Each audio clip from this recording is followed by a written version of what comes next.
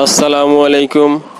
Saudi আরবে আজ রবিবার ঈদুল ফিতর উদযাপিত হবে, আর আমাদের দেশে ইনশাআল্লাহ সোমবার দিন ঈদ উদযাপিত হবে। আজ বাংলাদেশের কিছু এলাকায় ঈদ উদযাপিত হবে। তারা সৌদি আরবের সাথে মিল করে রোজা শুরু করে, আবার তাদের সাথে মিল করে ঈদ উদযাপন করে।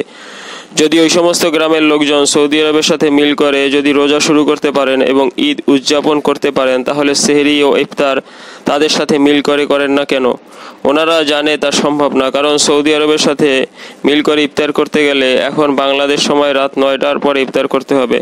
তাহলে তো আমাদের দেশে তখন মাগরিবের ওয়াক্ত শেষ হয়, এশা ও তারাবিও শেষ হয়ে যাবে, কারণ সৌদি আরবের সাথে বাংলাদেশের 3 ঘন্টা সময়ের ব্যবধান। আবার সৌদি আরবের সাথে মিল করে নামাজ পড়তে গেলে ওই সমস্ত গ্রামের লোকদের প্রতিদিন নামাজ কাজা করতে হবে। একমাত্র এশা ছাড়া সব ওয়াক্তের নামাজ কাজা হয়ে যাবে। শুধু এই আংশিক অনুসরণ করে লাভ কি? অনুসরণ করলে সম্পূর্ণটাই করেন, নামাজ, সেহরি, ইফতার সহ। অনেক স্থানীয় প্রত্যক্ষদর্শী মনে করেন যেই দিন ওনারা ঈদ পালন করেন সেই দিন তাদের অনেক পাড়া প্রতিবেশী রোজা পালন করেন, এই জন্য তাদের বাড়িতে চাইলেও দাওয়াত খেতে যেতে পারেন না। আর স্বাভাবিকভাবে অধিকাংশ মানুষ পরের দিন বাংলাদেশের আকাশে চাঁদ দেখতে পাওয়ার পরে ঈদ পালন করেন। আর তখন সৌদি আরবের সাথে মিল করে ঈদ পালনকারীরা তাদের পাড়া প্রতিবেশীদের বাড়িতে দাওয়াত খেতে যেতে পারেন, অর্থাৎ ওনাদের 2 দিন ঈদ উৎসব করার সুযোগ সৃষ্টি হয়।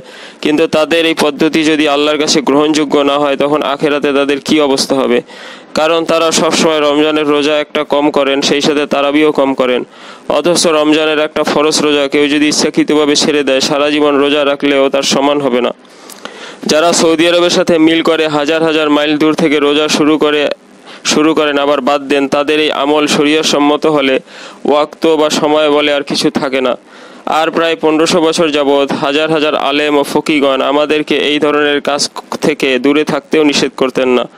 আল্লাহ সবাইকে হেদায়েত দান করুন। ধন্যবাদ, ভালো থাকুন। আবার কথা হবে। আল্লাহ হাফেজ।